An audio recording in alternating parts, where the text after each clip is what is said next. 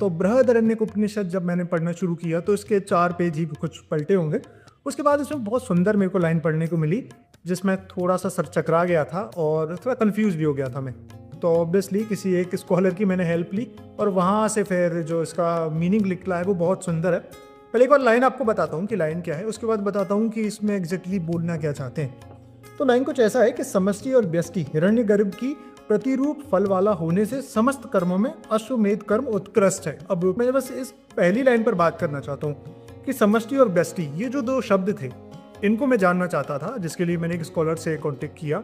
तो सबसे पहले तो उन्होंने बताया कि समष्टि और व्यष्टि जो 2 शब्द आए हैं बहुत ही विराट रूप में नहीं, बहुत छोटे से में अगर मैं समझाऊं तो ये दोनों शब्द बताते हैं एक तो कॉस्मिक लेवल है हमारा और एक हमारा इंडिविजुअल, या जैसे कह सकते हैं कि व्यक्ति लेवल पर। बेसिकली इसमें बोलना चाह रहे हैं कि जो रूल्स कॉस्मिक लेवल पर लगते हैं वो आपके व्यक्तिगत लेवल पर भी लग रहे होते हैं।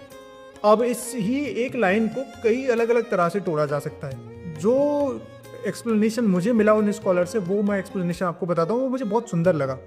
वो ऐसा था कि आप देखो कि जितने भी रूल्स कॉस्मिक लेवल पर लगते हैं वो सारे रूल्स कहीं ना कहीं आपकी बॉडी के अंदर भी लग रहे होते हैं। जैसे एक छोटा सा एग्जांपल देता हूँ, जो एग्जांपल मुझे उन्होंने दिया था, जहाँ आप थर्मोडायनेमिक के एंट्रोपी वाले लॉ में आते हो, जहाँ एंट्रोपी आपकी डिसऑर्डर की ओर बढ़ रहा होता है, उसको आप देखोगे तो वही रूल कॉस्मिक लेवल पर लगता है। एग्जैक्टली उसी तरीके से वो रूल आपकी बॉडी के अंदर भी लग रहा होता है या आपके आसपास भी लग रहा होता है। तो जब वो लाइन ये लिख रहे हैं कि समष्टि और व्यष्टि, सिंपल इसका अर्थ यही है कि जितने भी रूल्स हैं जो कॉस्मिक लेवल पर लगते हैं वो आपके इंडिविजुअल लेवल पर भी लग रहे होते हैं।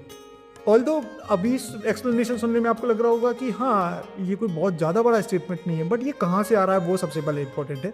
ये बृहदारण्यक उपनिषद से आ रहा है। दूसरा ये इंपॉर्टेंट है कि सिर्फ ये इसका यही अर्थ नहीं हो सकता है, इसका और भी कई सारे अर्थ हो सकते हैं। एक जो फिर इंटरप्रिटेशन मैंने किया वो स्कॉलर को सुनने के बाद, वो इंटरप्रिटेशन बहुत इंपॉर्टेंट है। वो इंटरप्रिटेशन मैं आपको नेक्स्ट वीडियो में बताता हूँ।